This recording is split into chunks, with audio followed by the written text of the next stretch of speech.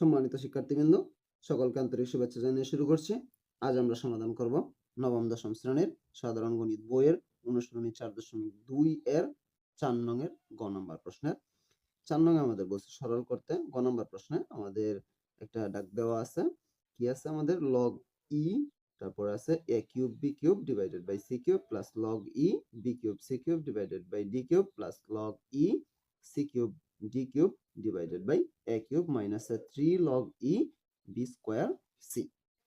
আমাদের এটাকে সরল করতে বলা হয়েছে। আমরা এটা সরল করব।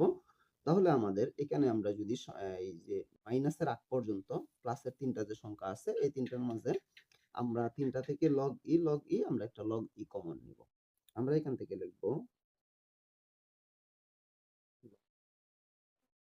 log e যদি আমরা কমন নেই, তাহলে এখানে যে তিনটা সংখ্যা আছে মাঝখানে কি চিহ্ন আছে? প্লাস চিহ্ন আছে। আমরা কি জানি? লগ এর ক্ষেত্রে যদি প্লাস থাকে তাহলে গুণ, আর গুণ থাকলে প্লাস। তাহলে যেহেতু আমাদের প্লাস আছে, সেহেতু আমরা এই সংখ্যাগুলো গুণন চিহ্ন দিয়ে এখানে বসায় দিই।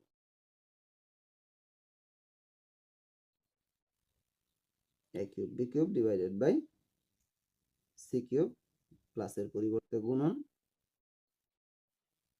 b cube c cube divided by d cube প্লাসের পরিবর্তে গুণন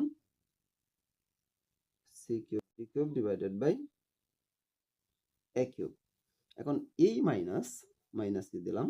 আমরা কি জানি? লগের সামনে যদি কোনো সংখ্যা থাকে, লগের সামনে বা প্রথমে যদি কোনো সংখ্যা থাকে, এই সংখ্যাটা বৃত্তির উপরে পাওয়ার হয়। এখানে বৃত্তি কি আছে আমাদের? বি স্কয়ার সি স্কয়ার, এটার উপরে কি হবে? পাওয়ার হয়ে যাবে। তাহলে আমরা দিব কি? লগ ই বি স্কয়ার সি, এইটার উপরে আমাদের পাওয়ার কত হবে? 3, মানে কিউব। এরপর আমরা লগ ই যা আছে তা লিখলাম। এখন এখান থেকে যদি আমরা খেয়াল করি, এখানে আমাদের কাটাকাটি করা সম্ভব, কারণ ভগ্নাংশের সংখ্যা মাঝখানে গুণ। ভগ্নাংশের সংখ্যার মাঝখানে গুণ থাকলে আমরা উপরে নিচে কাটতে পারি। এখানে একটা সি কিউব, এখানে একটা সি কিউব কেটে দিলাম, এখানে একটা এ কিউব, এখানে একটা এ কিউব আমরা কাটলাম, এখানে একটা ডি কিউব, এখানে একটা ডি কিউব আমরা কেটে দিলাম। তাহলে আমাদের কি থাকতেছে? আমাদের নিচে কোনো কিছু নাই, শুধুমাত্র উপরে আছে। উপরে কি আছে? একটা বি কিউব, আরেকটা বি কিউব, আরেকটা আছে সি কিউব। আচ্ছা, বি কিউব এবং বি কিউব যদি মাঝখানে প্লাস থাকতো তাহলে আমরা 2b কিউব দিতাম। যেহেতু গুণ আছে, আমরা কি জানি? দুইটা সংখ্যার বৃত্তি যদি মিল থাকে, তাহলে মাঝখানে গুণ চিহ্ন থাকলে দুইটা বৃত্তি থেকে একটা বৃত্তি লিখতে হয়। আমরা একটা বৃত্তি লিখলাম, এবং পাওয়ার গুলা গুণ থাকলে কি করতে হয়? যোগ করতে হয়। তাহলে 3 যোগ আমরা তাই রেখে দিলাম। তারপরে মাইনাস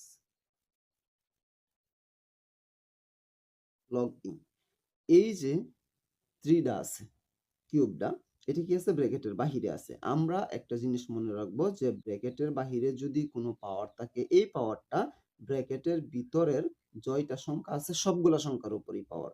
এবং আরেকটা জিনিস মনে রাখতে হবে, ব্র্যাকেটের ভিতরে যদি কোনো পাওয়ার থাকে এবং বাহিরে যদি কোনো পাওয়ার থাকে, তাহলে ভিতরের পাওয়ার এবং বাহিরের পাওয়ার গুণ করতে হবে। এটা যেরকম আমরা যোগ করছি, এটা এরকম যোগ হবে না, এটা কি হবে? গুণ হবে। তার মানে ব্র্যাকেটের ভিতরে বির উপরে স্কয়ার আছে, বাহিরে কিউব আছে। তাহলে 2 আর 3 আমরা গুণ দিব, তাহলে কত হবে আমাদের? B power 6। আর এই সির উপর আমরা শুধু কিউব বসাই। এখন যদি আমরা একটা জিনিস খেয়াল করি, এখানে আমাদের কি আছে? এখানে আছে log e B power 6 C cube minus log e B power 6 C cube. এখন এইটা থেকে এইটা যদি আমরা মাইনাস করি, তাহলে কি থাকতেছে? দুইটাই সেম সংখ্যা।